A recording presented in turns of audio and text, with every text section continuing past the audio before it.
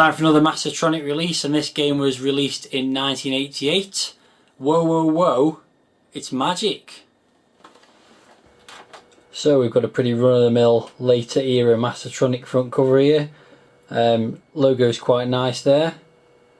But most striking of all is, correct me if I'm wrong, but isn't that Bill Bailey on the front cover? A younger Bill Bailey before his stand-up comedian and sitcom days, posing for the front cover of a Commodore 64 game. And the spine just says Majik on it. The back cover's got some screenshots. You can see from that it is some kind of a text adventure. Got some quite nice graphics there by the looks of it. We'll hopefully see some of those later. And the blurb says, "The time has come to depart, for you must seek out and rescue Prince Gideon from the evil clutches of Dolmir," and whatever. The instructions are pretty much as you'd expect as well. You've got a bit of a blurb, introduction to the story. King Markham lies on his deathbed. You've got to rescue his son and heir, etc, etc. Gameplay tells you that the top 4 arrow icons allow movement in that direction. So it's at least partially controlled by icons. You've got some basic commands: exit, view, look, exam, search. And inside it continues: speak, Majik, etc, etc. Objects to pick up, controls, joystick or keyboard, loading instructions. As you can see there at the bottom, once again this is another Mastertronic adventure game done by Clive Wilson and Les Hogarth, who did several other games, some of which we've already reviewed, and that's pretty much it for the instructions. So the game loads up and you're presented with this screen. As you can see, there's a graphic of a castle there and some text at the bottom. You stand outside Markham Halls, the residence of King Markham, who sadly lies dying. Blah blah blah. And it is basically a text adventure, but you don't have to do any typing. So you use the joystick. As you can see at the top there, it's moving the little hand across the top of the screen. You've got nice big icons for forward, backwards, left and right, or north, south, east and west, as it's more commonly known in text adventures. And also there is a option at the end there, I'm not sure what that's supposed to be, but that pops up a load of different commands like jump, move, swim, inventory. Let's click on that for starters. So you can see I've got a magic sphere, food and coinage just showing there. Pyrodon is a person, and that's actually me. So you can do things like sleep, drink, do magic, all kinds of cool stuff, I suppose, if you're into this kind of thing, which, as if you've seen previous reviews of text adventures, you'll know I'm not. So let's have a play around with this. So if you click on exam for examine, it will then pop up the description, and you can basically pick any item out of that list and examine it. So for example, I could examine the residence, and it says nothing of significance comes to light during the examination.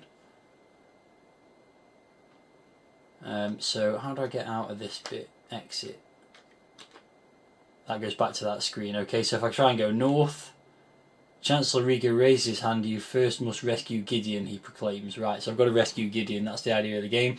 I'm not going to spend too long going through this. I'll go through a few locations and see if I can interact with any characters, but this is pretty much very similar to Venom, which I reviewed not too long ago, which is another game done by the same two developers, Clive Wilson and Les Hogarth.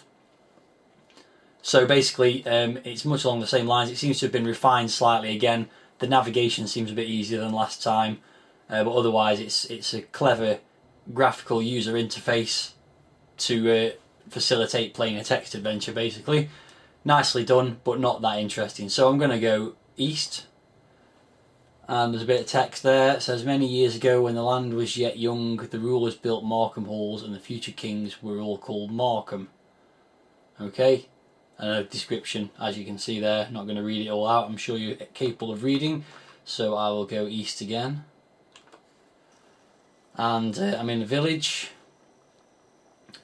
Pretty nice graphics depicting the village.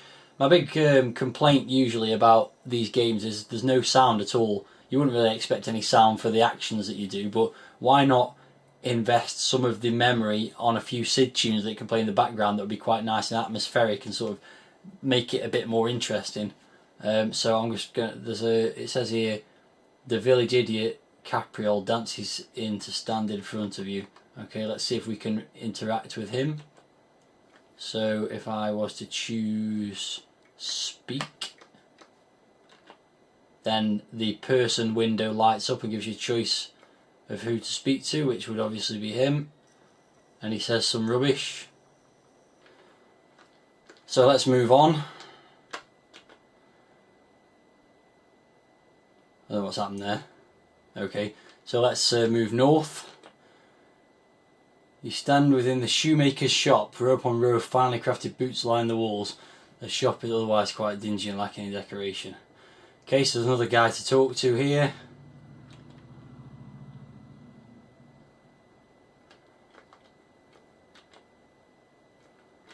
Lalu. Say to Lalu what? I don't get what's going on now.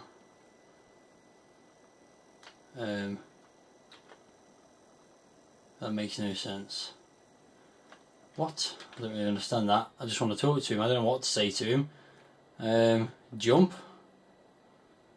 No, that just makes no sense. I don't know what's going on there. Let's see if we can take some boots or something like that. Oh, the heavy gravity here prohibits jumping. I don't really understand that. Okay. Let's try wearing. Oh no, you can only wear things you already have. That would make stupid. Okay.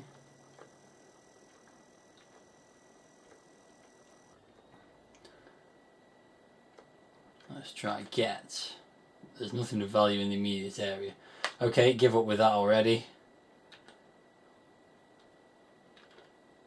Let's try going east again. Lots more text that I can't really bother to read. The dwarf bounds, Bulldog the dwarf bounds up to you, beware, he is a thief. Okay. Well, let's try and kill him then, why not? Kill Bulldog.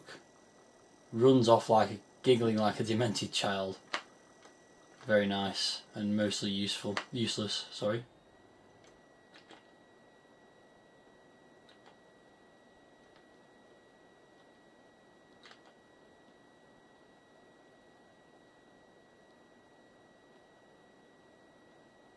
So there's some kind of rocky mountain thing, and again going south now and south, and frankly I'm bored already.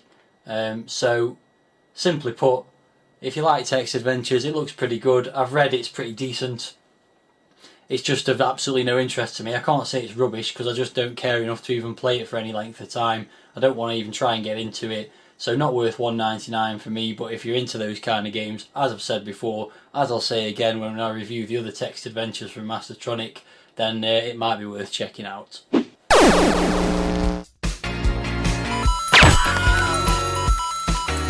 you only knew the power of the dark side. 2, 1, 0.